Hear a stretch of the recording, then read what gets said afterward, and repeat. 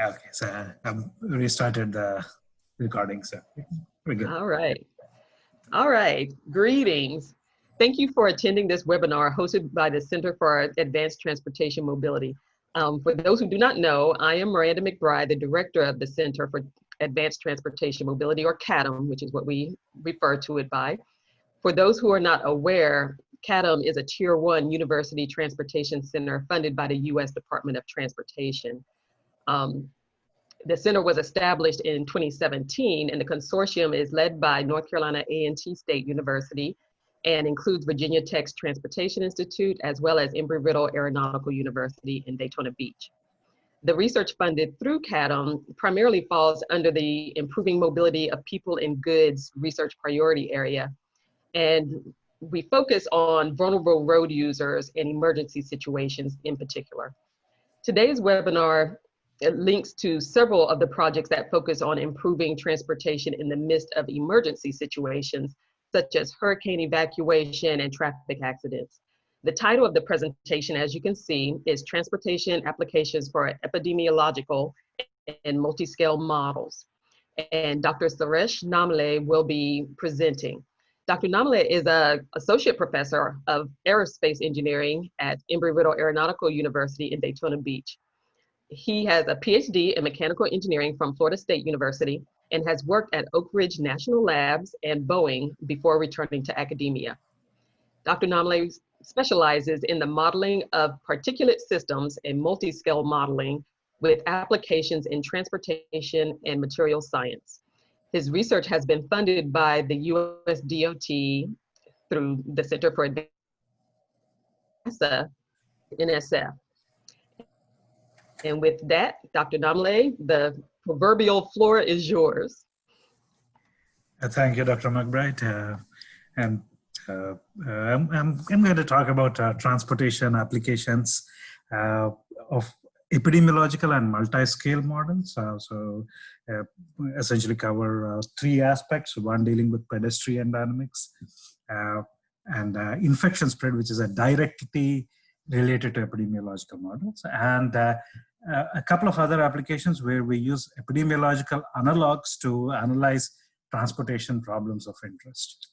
I'd like to acknowledge my students who worked on several of these projects, Piero Derjani, Sadiq Islam, both of them graduated recently, and then current students, Samarth Motagi and Yuksan Wu, as well as my collaborators, Dr. Dahai Lu here at Embry-Riddle, Ashok Srinivasan at UWF, Scott Parr, and Matthew Scotch.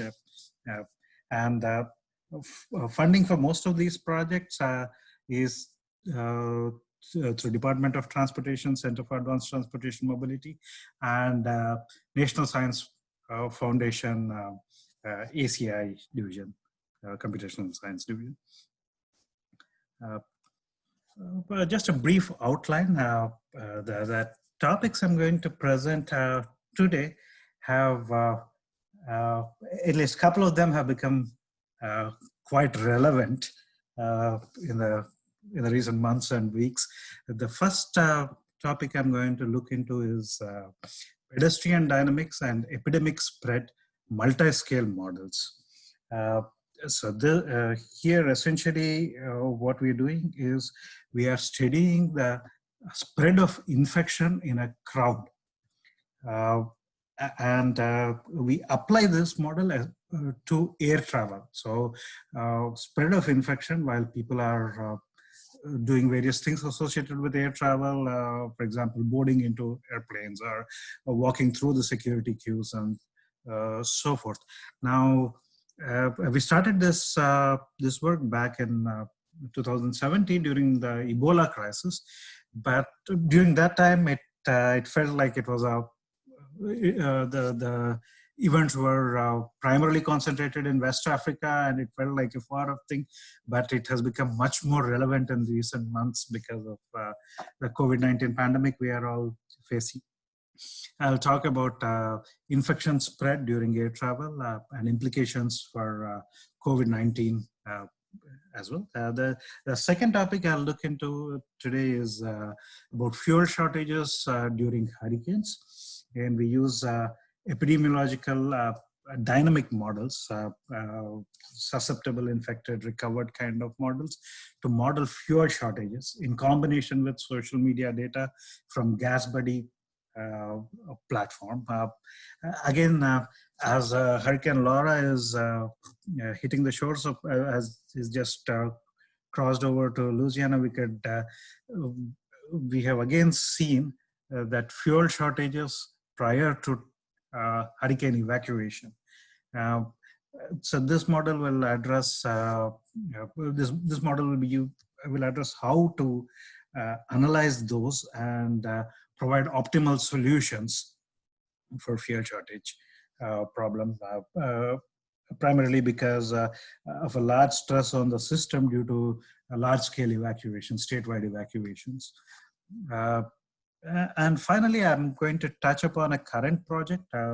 We have recently started this project, so we only have preliminary results, but I'll cover the I'll talk about the process for that. This is essentially we are using stochastic epidemic type models for these are called Hawkes point process models, where you can correlate a background event and child events. So this model has been used in a lot of applications, both in epidemiology but one of the major application has been an earthquake in seismology, where they delineate aftershocks and main shock. When there are a series of earthquakes based on position and time, they use this model to delineate primary and aftershocks. We'll use the similar modeling technique to look at secondary crashes.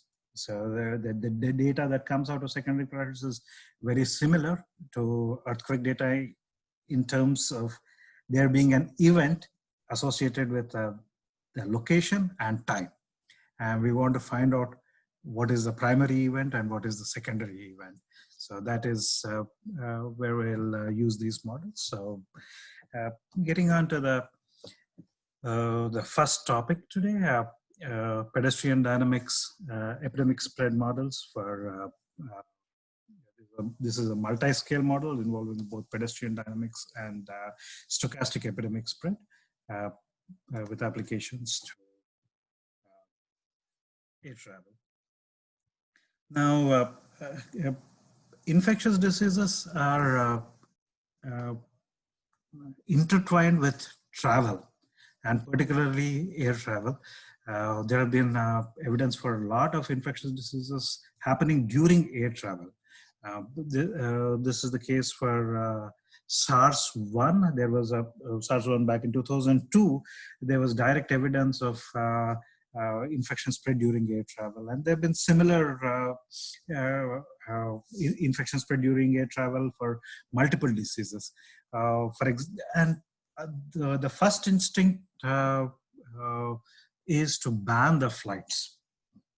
Right. So what we want to do here is to use this pedestrian dynamics infection spread model to study the infection spread during different phases of the air travel and come up with policy prescriptions that could probably enable air travel while reducing the infection spread. So for this, we use a pedestrian dynamics modeling based on particle dynamics and a stochastic infection spread model. It should be noted that even for COVID-19,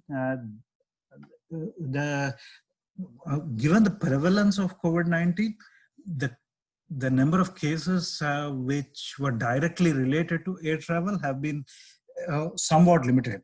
But a recent paper in JMA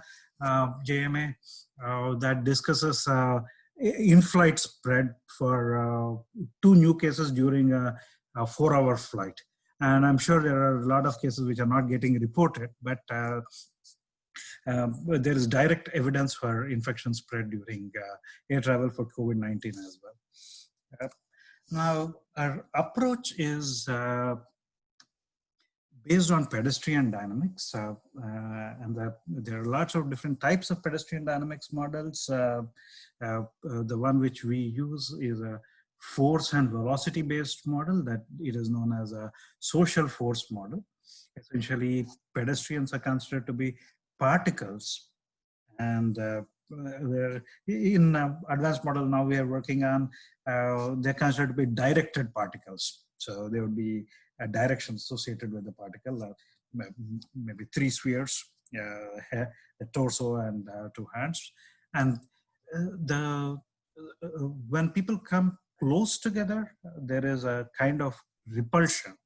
When people move close together, they stop ahead of another person, and then that provides one force, and people are moving towards a destination. If we consider the case of airplane boarding, they're moving towards the sea, and that provides another force. We look at this force balance, integrate it through time to get the pedestrian dynamics, pedestrian trajectories for the group of particles. Now, once these pedestrian trajectories are available, the pedestrian trajectories, they would provide details of contact network. This can be used if you know the probability of infection for a given disease. So, for example, let us say there is a 5% probability of an infection happening when the 2 people are in contact for a duration of time.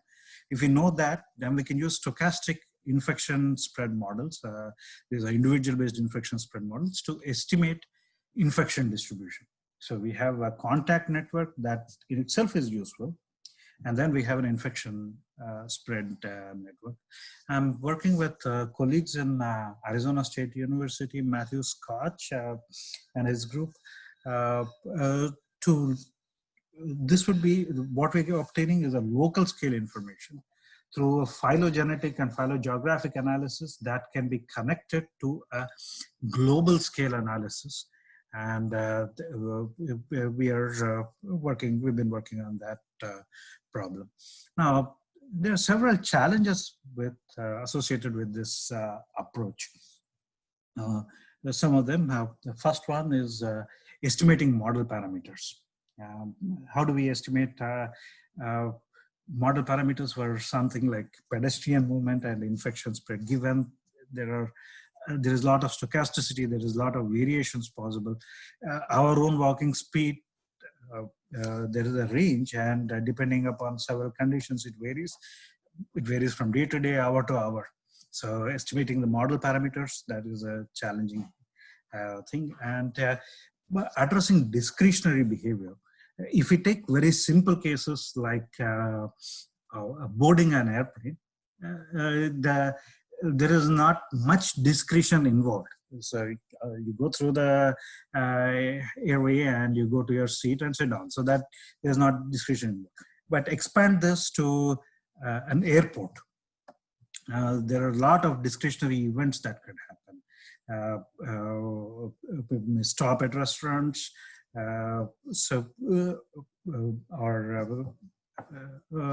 different people use other discretionary choices.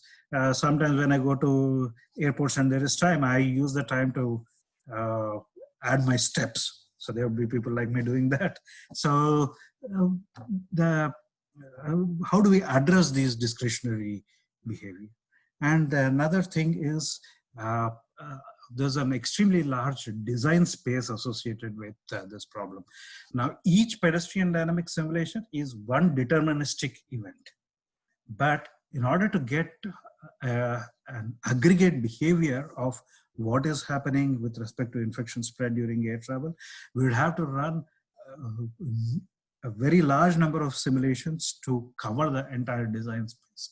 And this becomes a challenging problem in itself, which involves a lot of computing requirements. So we look at methods to cover that large design space as well. So we look at how we address these different challenges. And Just going on the method for pedestrian dynamics, there are lots of different approaches based on psychology. There are fluid flow models, which look at continuous flow of pedestrians. Uh, and there are agent-based models, cellular automaton-based models.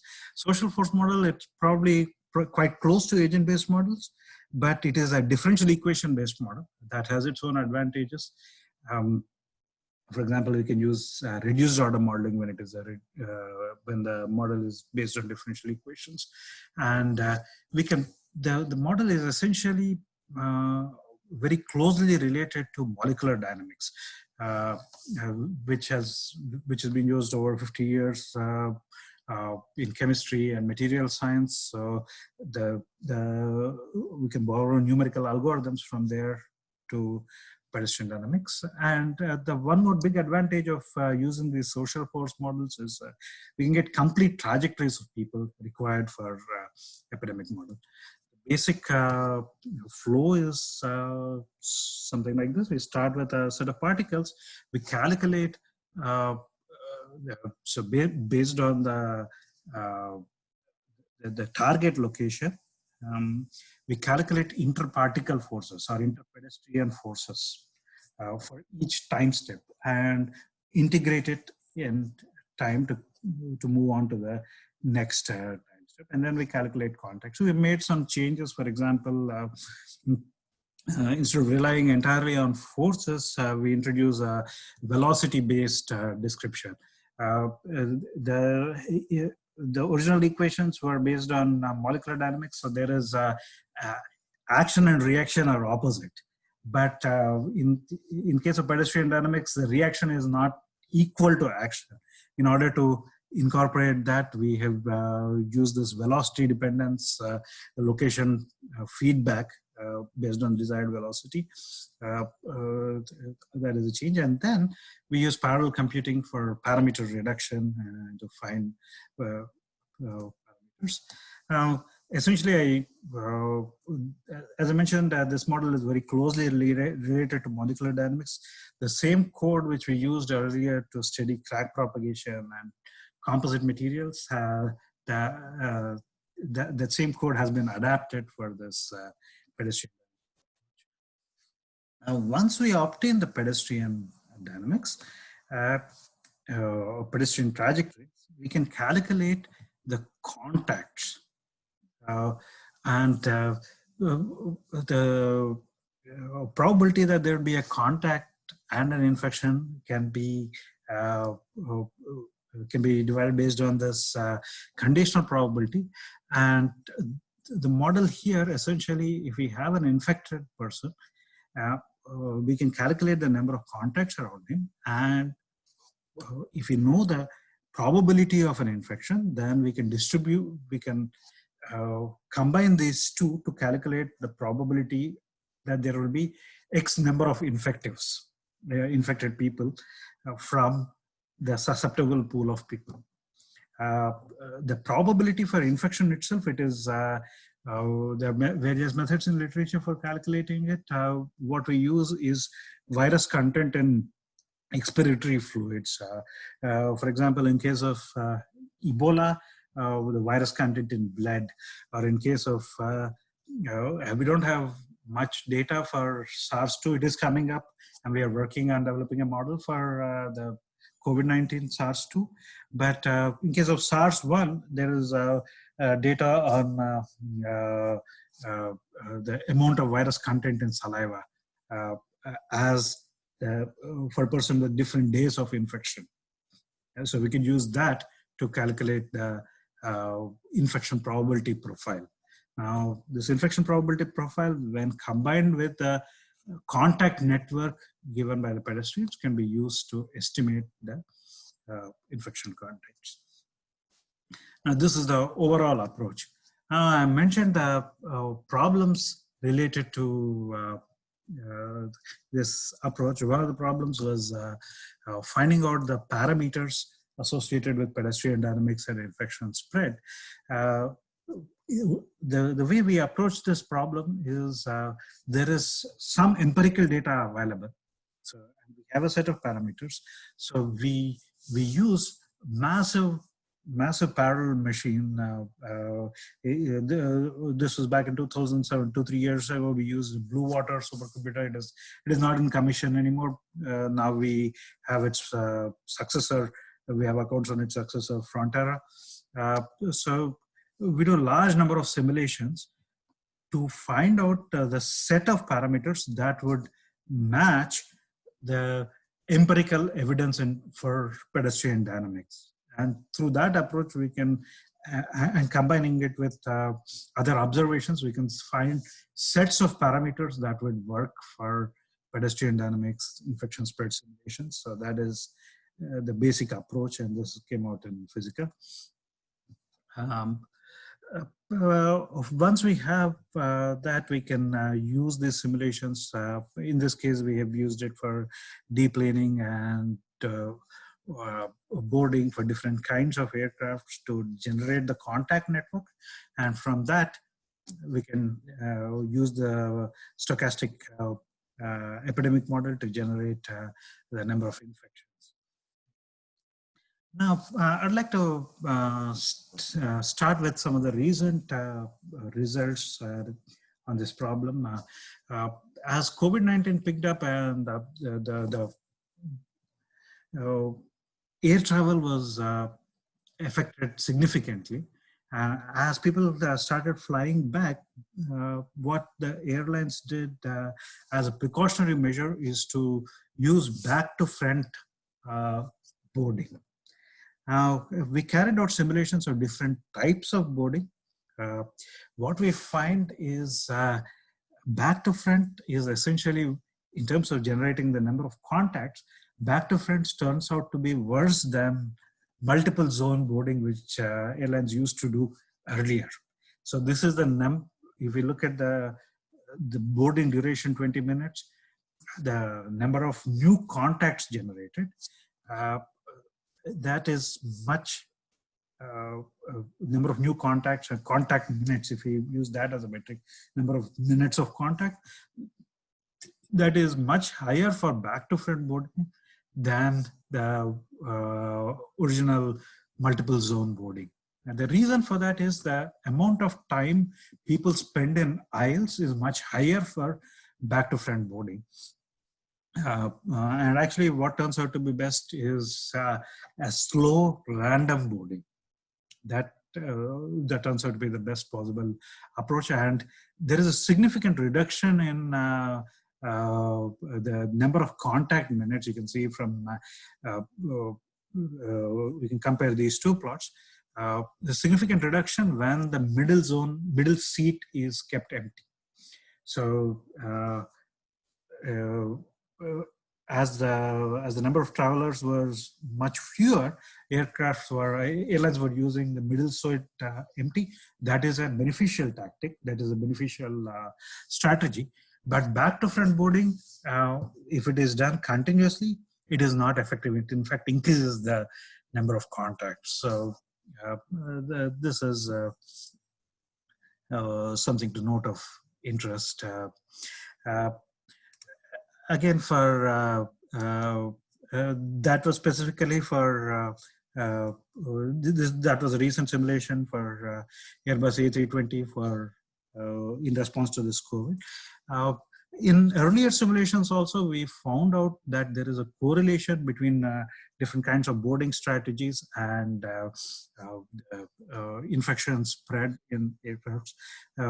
In earlier simulations, we found that random was better, and that is turned out to be the case in more recent simulations as well. And we use this approach to estimate to do parameter sweeps to estimate what is the policies and strategies that would work for different situations. For example, if we look at some infectious diseases that transmit through coarse droplets, then the contact between people can be considered contact only when they are in close proximity. But for some other diseases which are transmitted by aerosols, up to 2 meters. The small particles can spread up to 2 meters. So the definition of contact would vary. So what we did is look at these different strategies for by varying the different parameters associated with this. And we come up with strategies that would be helpful in different situations. It turns out that random boarding is beneficial. When we compare boarding versus deplaning, boarding has a much higher effect than deplaning. Now, one would ask that in a 4-hour flight, what is the importance of 20-minute boarding? But it turns out when we look at the contact network more closely, in a 4-hour flight, you come across people come across more new people. There are more new contacts during boarding and deplaning than during the in-flight conditions. So that is the reason for the importance of these simulations. And again, in case of the 2002 SARS epidemic, what was observed is typically 2 rows are considered to be infectious. But even though the index case with the disease was in a given row, people were infected 7 to 8 rows away from the index patient. And the reason for that is effect of in-flight and movement of pedestrians during boarding and deplaning. So it is important to study this aspect. Another takeaway from our study was that if you have to transport a number of people, it is easier, it is more beneficial to transport them on smaller aircrafts compared to larger aircrafts. So logistically, it may be difficult to transport 1,000 people in 20 50-seaters, but that is what turns out to be beneficial for infection spread. If you want to transport 1,000 people, 20 50-seaters are better than 3 747s. So that is the outcome of the study. Now, with that said, the pedestrian dynamics for the case of in-flight movement, we know where the pedestrian's target is, and the discretionary behavior does not come into picture that much. Now consider expanding this problem to an entire airport. This is a model of the main building in Orlando International Airport. It is one of the busiest airports in the country. It is actually the busiest airport in the country. Now, if we want to find out which are the critical areas where people are congregating, now doing that is a challenge, and it would involve a lot of assumptions if we went about modeling like we showed earlier. Now, in order to do this, what we are using is we are incorporating new data sources. For example, this is we are using location-based services data from mobile phone users. So if you look at a Florida data set, about 10% of the population are captured by this data. So if we can use some statistical tools to increase that 10% capture. Based on that 10%, we can find out how many people will be there in a given location. And the positional accuracy is up to 10 meters. So what these new data sources can do is it can provide initial conditions for air travel, for our simulations for pedestrian dynamics, infection spread simulations as they're applied to air travel. So the pedestrian locations and pedestrian densities can be obtained through this LBS data and used for infection spread simulations. Now, this is based on 2008 flu season. When we look at that data, we find that security check is the busiest in terms of pedestrian clusters. The security check at there are two security checks in Orlando International Airport, and these two turn out to be the highest density locations, and up to 600 people are present during certain times. And we can figure out what are the low density times. For example, 2 p.m. in the afternoon is a low density time, but 6 a.m. in the morning is a high density time. I thought it would be the other way around, but that's what the data suggests.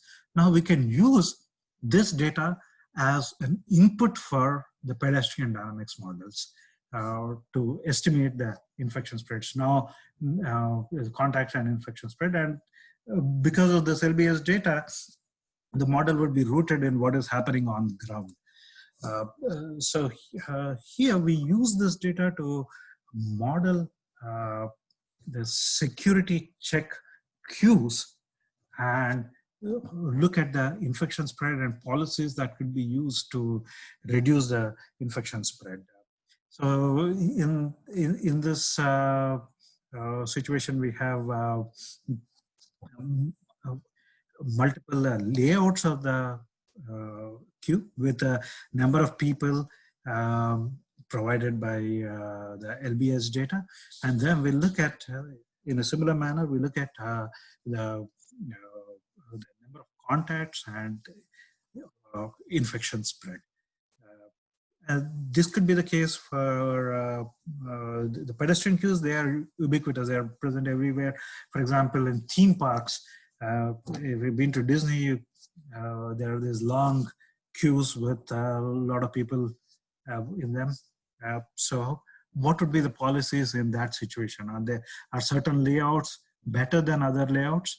Now, it turns out that among the different layouts we looked at, there are certain configurations.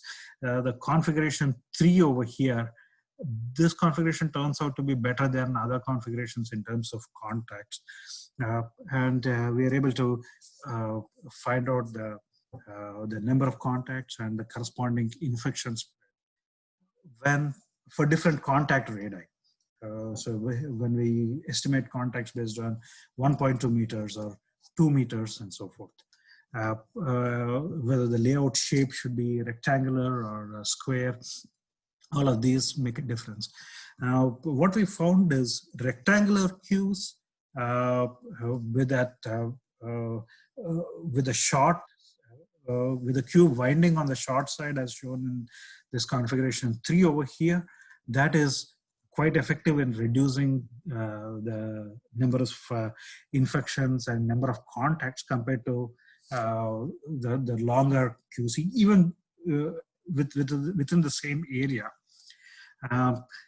In addition to that, one other takeaway from here is if we used, instead of typically, before COVID-19 at least, rope stanchions were used for crowd control. If you replace those rope stanchions by temporary wall separators, that would be very effective in reducing the number of infections.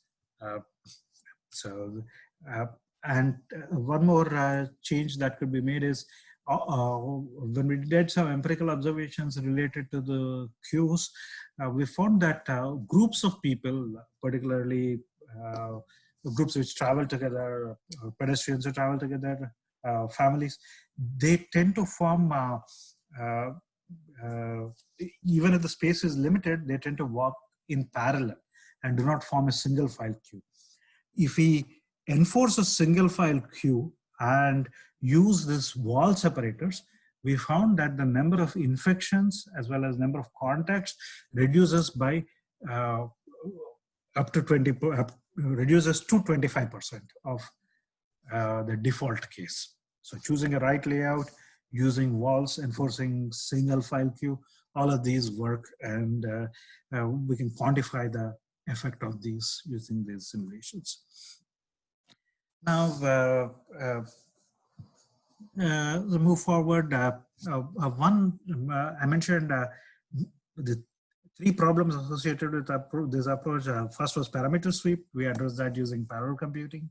The second was parameter estimation, which we addressed using parallel computing. The second was discretionary behaviors. We don't know where people are at a given time, and that we address using this location-based data. Now, there's another problem.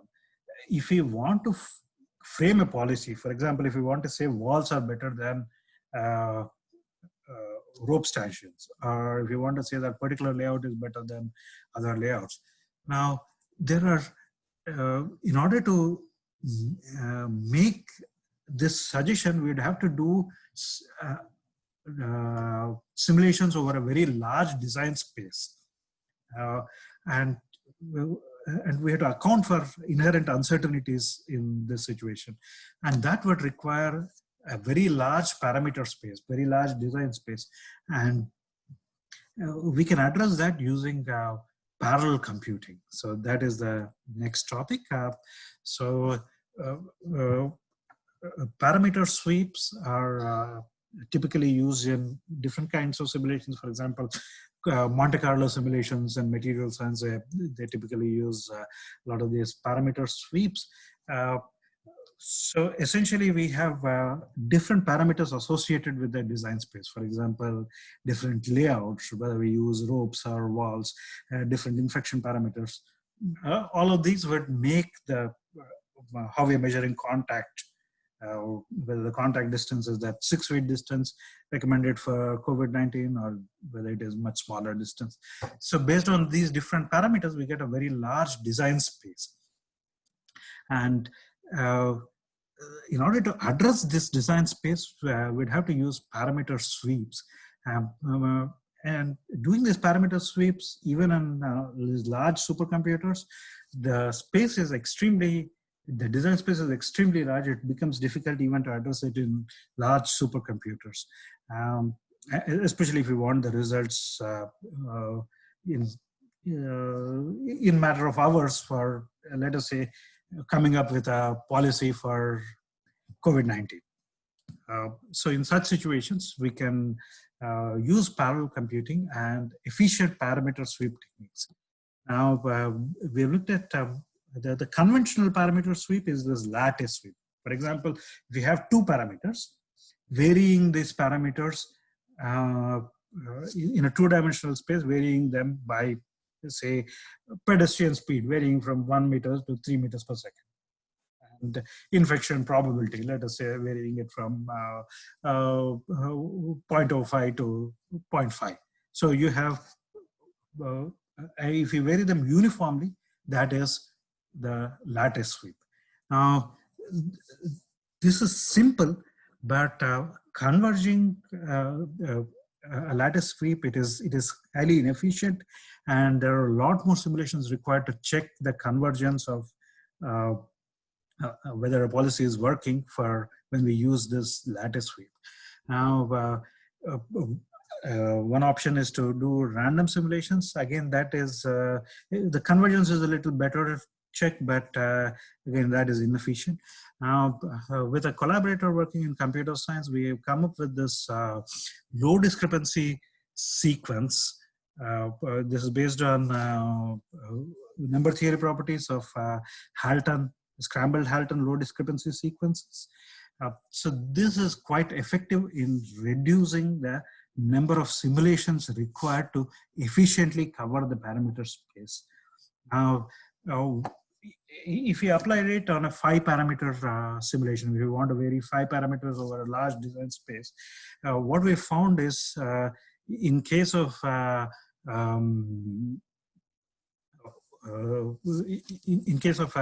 lattice sweep, you would need something like 17 to the power 5 simulations, but that reduces to about 32,000 simulations when we are looking at this low discrepancy sequence, and you get the same level of accuracy in terms of, so you get the same distribution of accuracy. Now, the same approach could be used in this in a multi-scale setting, what we have pedestrian dynamics and infection spread.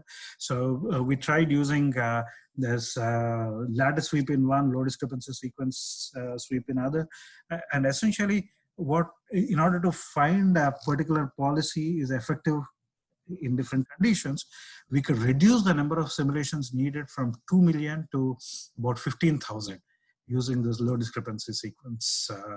And the convergence measure was also much faster. So this is some of the numerical parallel computing associated research for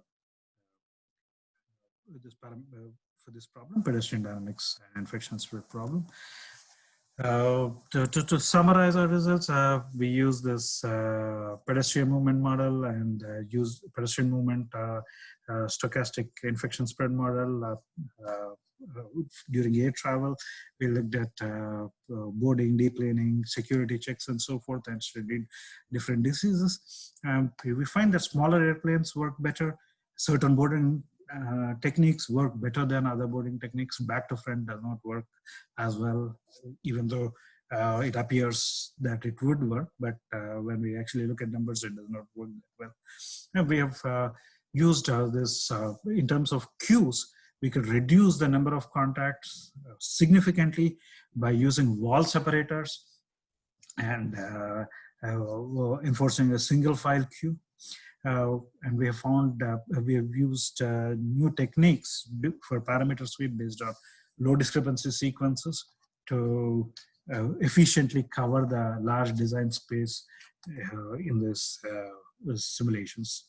Now that concludes the first part of our study, and it took a little longer time, so I have 15 minutes, so I'll try to go through the later two studies rather quickly. Now, the second study we're looking at is fuel shortages during hurricanes, and epidemiological modeling associate. We use SIR kind of dynamic epidemiological model to study these fuel shortages. Now, if you look at what happens during hurricanes, there are large-scale evacuations over a short duration of time, 1 to 2 days, and that results in a lot of congestion. Apart from that, that puts an undue pressure on the fuel supply chain, and in the past, it has resulted in fuel shortages in several hurricanes. For example, during Hurricane Irma in 2017, you can see the picture where it was going through the entire state of Florida, and there was about 550,000 cars evacuated from Florida to Georgia and upper states. And similar thing happened during Hurricane Florence in North and South Carolinas. If we compare that with Hurricane Katrina, Irma resulted in a much larger evacuation. And because of this, in certain areas, fuel shortages reached up to 70%. So here we are trying to do a model to understand how these fuel shortages would spread and how we can mitigate some of these fuel shortages. And this is a very relevant problem. Current hurricane, which is affecting Hurricane Laura, which is affecting Louisiana and Texas. I can see headlines from the past couple of days that resulted in localized fuel shortages and increase in fuel prices. So if you look at what happened during Hurricane Irma, the increase in traffic can be correlated to increase in fuel shortages. The traffic data was obtained from Florida Department of Transportation, and fuel shortage data from GasBuddy social media platform. So we could see that there is a one-to-one correlation between fuel shortages and increase in traffic, and this is true for different cities. That was for Tampa, for Naples, and Naples, Fort Myers, where the hurricane hit, where the hurricane made the first landfall. Now, and this is true across different hurricanes. This is the data for Hurricane Irma, for Hurricane Florence. You can see that there is a increased peak fuel shortages, and then it slowly gets back to normal. And these peaks are typically, they lag the peak evacuation traffic. And now these peaks, if you look at it from a modeling perspective, this looks very similar to CDC data for flu over years. So this gave us the idea that we could use the epidemic type modeling, SIR modeling, to model this fuel shortages. And this is not a new idea. The epidemic type infectious models have been used in non-epidemic type research for quite some time. For example, they've been used to analyze investor panic and sell-off in financial markets. So that's like a contagious activity, and mass killings and so forth. So in mass killings, if one killing happens, then it has a contagious effect, and that leads to other killings, unfortunately. Now, in case of fuel shortages, if a certain gas station runs out of fuel, it puts pressure on surrounding gas stations, and that is the way the epidemic would spread. Now, the approach is to use the SIR type dynamic differential equations to model the fuel shortage. And then we develop an optimal control strategy with a vaccination analog to find an optimal refueling strategy. And finally, we come up with a predictive model for fuel shortages during hurricanes. So this is based on FDOT survey to estimate traffic and correlation between evacuation traffic and fuel shortages. So these are the basic equations. Here, S are considered susceptible and I is infected or recovered gas stations. In susceptible, so in comparison with the infection, susceptible would be fuel stations that could empty. Infectious would be emptying and transporting the pressure. So empty fuel stations, and recovered would be replenished fuel stations. Now, so with these infection parameters, we could add a vaccination analog to that. So that would reduce the number of infections, and that can be used to model the replenishing of the fuel supply. So again, I talked about the data sources. We use social media platform GasBuddy for fuel shortage data, and the traffic data was obtained from FDOT and some data from North Carolina Department of Transportation. Now, when we have this infection model-like approach, going back to these equations, this beta and gamma are the primary parameters associated with the infection dynamics. Now, we use an approach from control systems literature known as uncentered Kalman filter to compute this beta and gamma, accounting for Gaussian noise. The Kalman filter has been used in a lot of such applications. Now, uncentered Kalman filter, it has the advantage of being effectively applied for these nonlinear systems.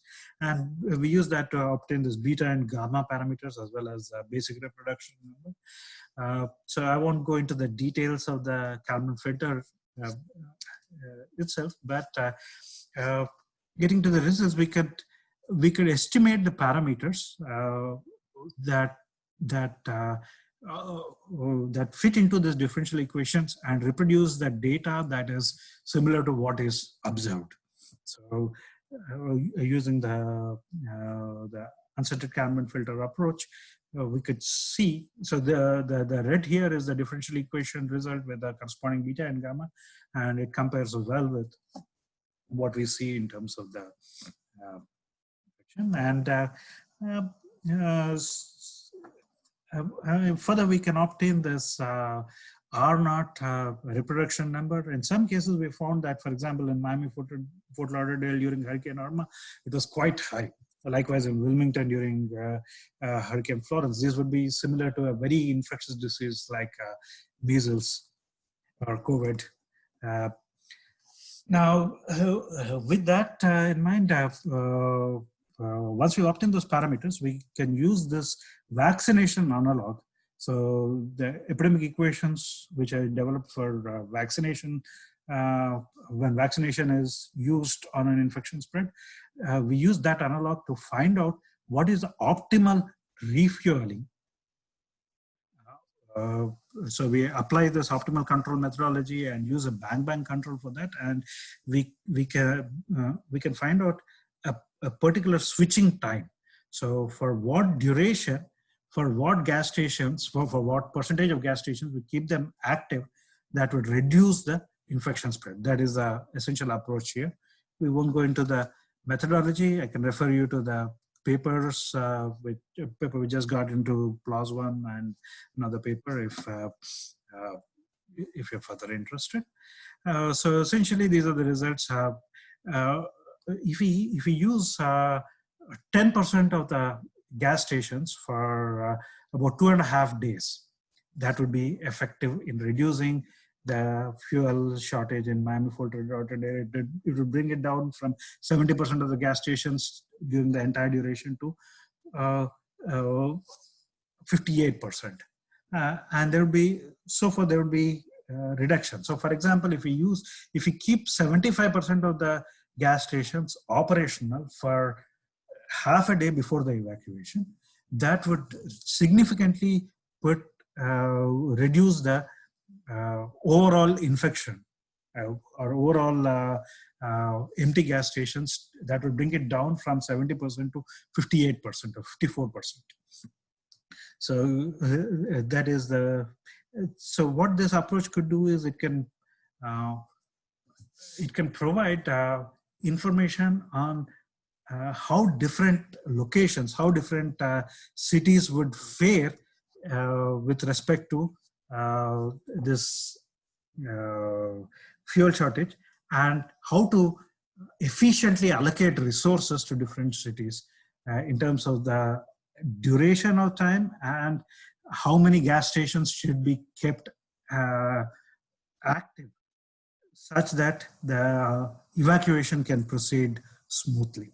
So that is the primary outcome of this result. And another offshoot of this is a predictive model for Miami, Fort Lauderdale area.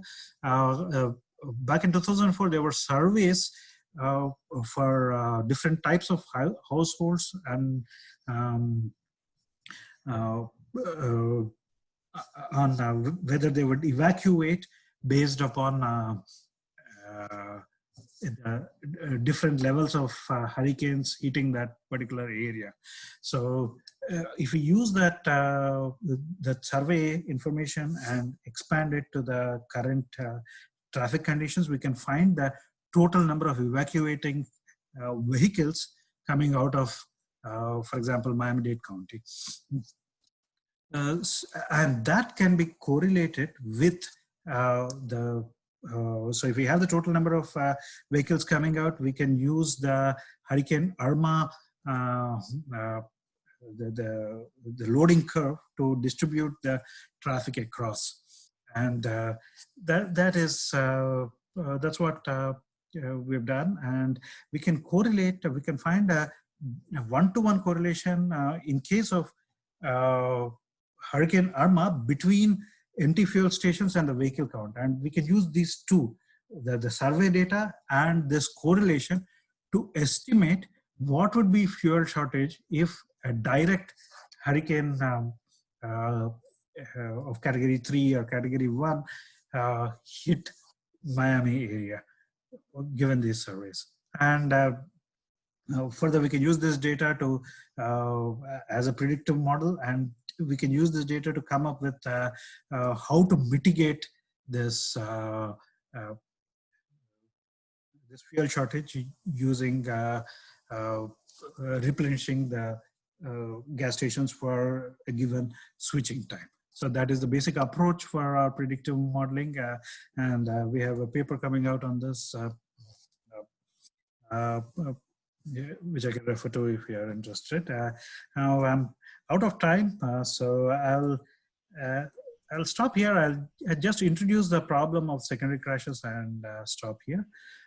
Now, secondary crashes, we are using what is known as a point process model to estimate the probability of secondary crash. This is a model that has been used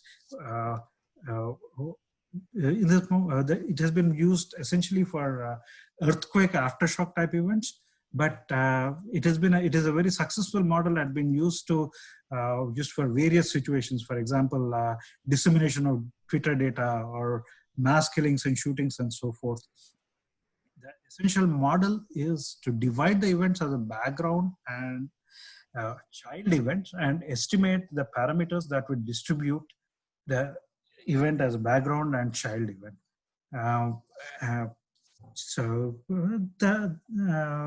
Essentially the parameters are estimated by log likelihood optimization, and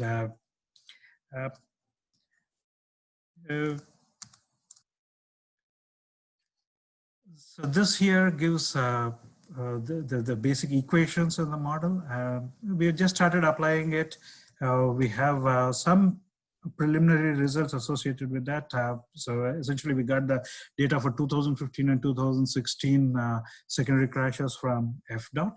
And we are utilizing that to estimate the probability that a given crash is a secondary crash using this point process approach. If you're further interested, I'm happy to correspond to interested people about that. I'll start with the summary slide on. Thank you. All right, thank you, Dr. Namilae. You've done quite a bit of work on all three of these topics, and all of them, of course, especially the first two, are readily in everybody's mind right now in terms of our current epidemic we're dealing with, as well as the hurricanes, which North Carolina isn't necessarily dealing with this current one, but we know that there's hurricane season is what we have still 2.5 more months, 3 months before hurricane season is over. So I'm sure we're not out of the woods yet. Do we have any questions from anybody on the call or in the meeting? Hey, well, I had a question. So yeah, thanks, Dr. Namilae. That was a great talk.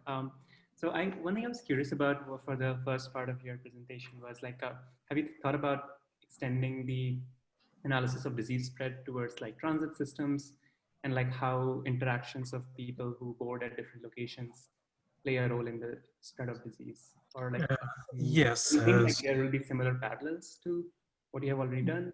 Or yeah, the model we are working on is a quite localized model. So it would be at a local setting, at a given airport, given boarding gate, given aircraft.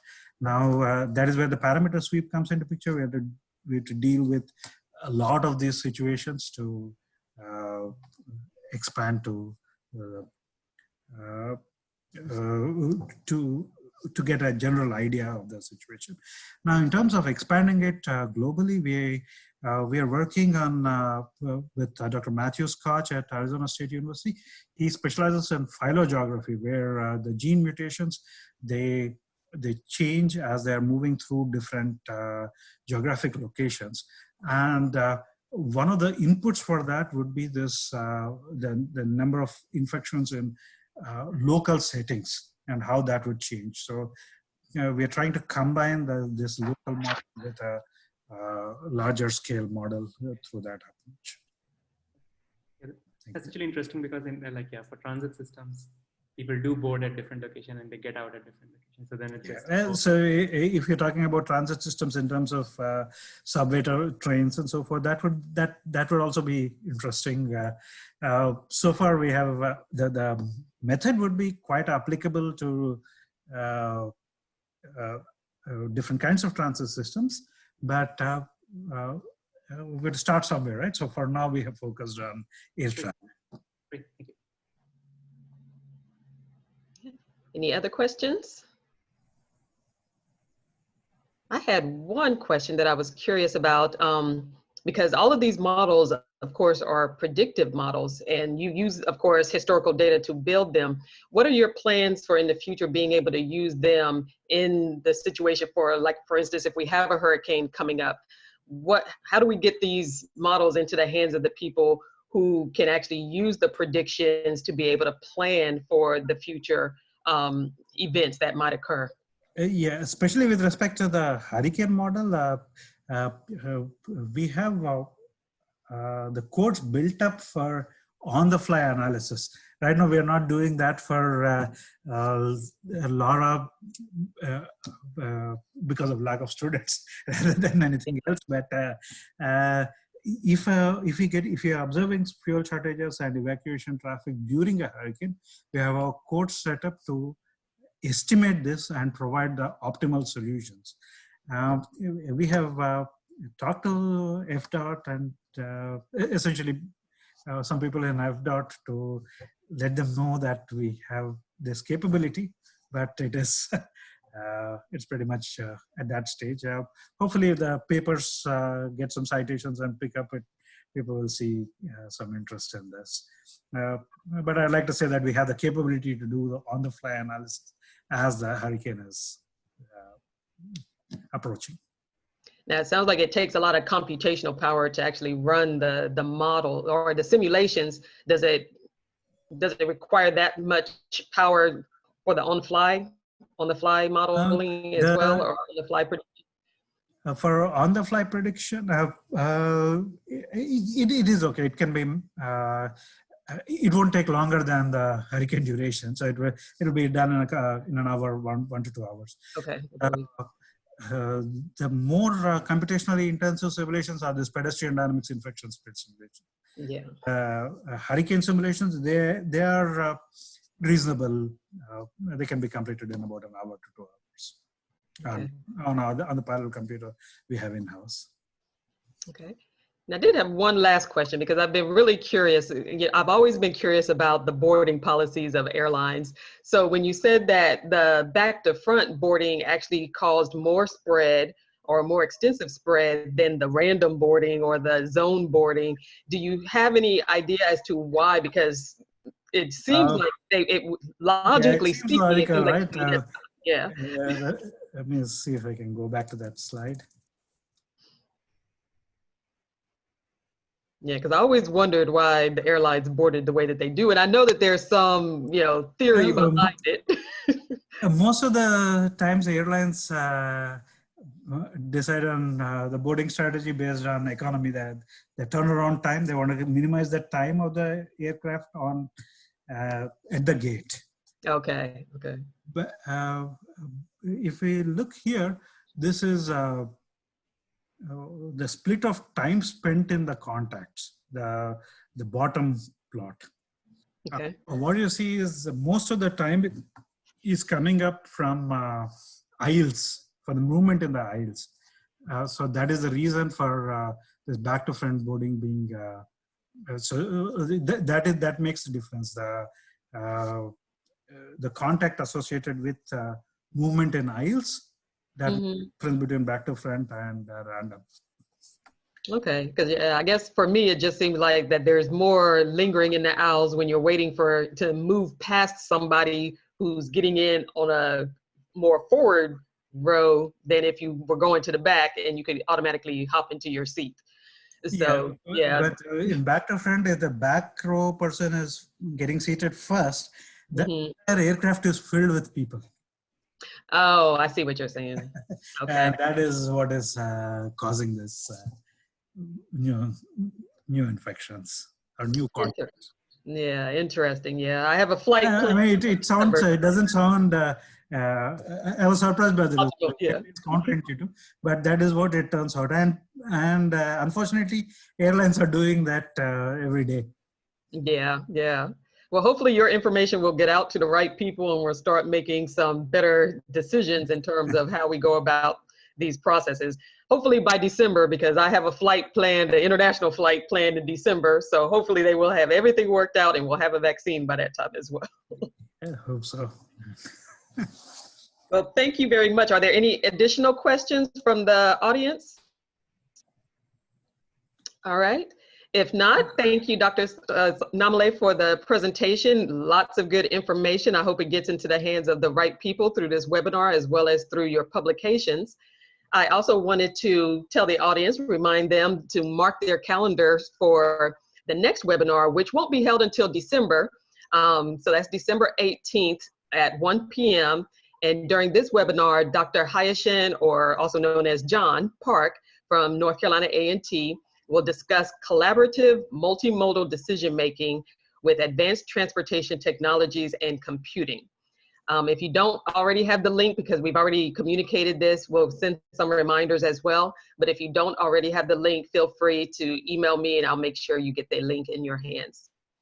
And with that, thank you again, Dr. Namilae. Thank all of you for participating. And hopefully we'll see you or hear from you sooner, but see you at the next webinar. Thank you, Dr. McBride. Thank you. That's our ending bell. Thank you. All right, thank you.